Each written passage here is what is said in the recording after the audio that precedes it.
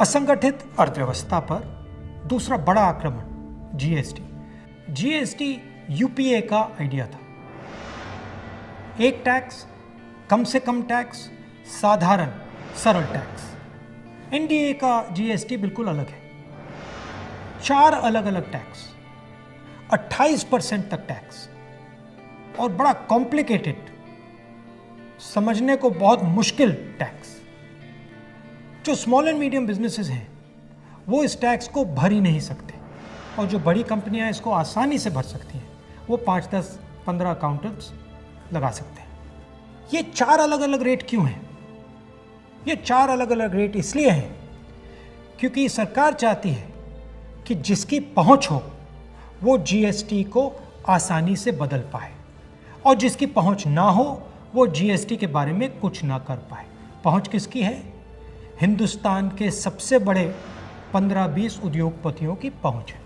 तो जो भी टैक्स का कानून वो बदलना चाहते हैं वो इस जीएसटी रेजीम में आसानी से बदल सकते हैं। और एनडीए की जीएसटी का नतीजा क्या है कि आज हिंदुस्तान की सरकार स्टेट्स को जीएसटी का पैसा ही नहीं दे पा रही है। प्रदेश एम्प्लॉइज को, टीचर्स को पैसा नहीं दे पा रहे।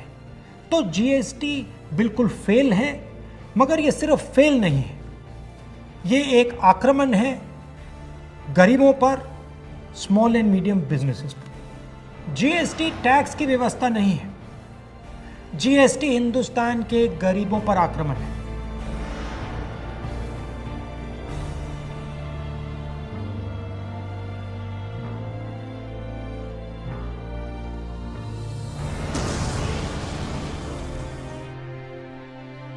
छोटे दुकानदारों पर, स्मॉल एंड मीडियम बिजनेस वालों पर, किसानों और मजदूरों पर आक्रमण है।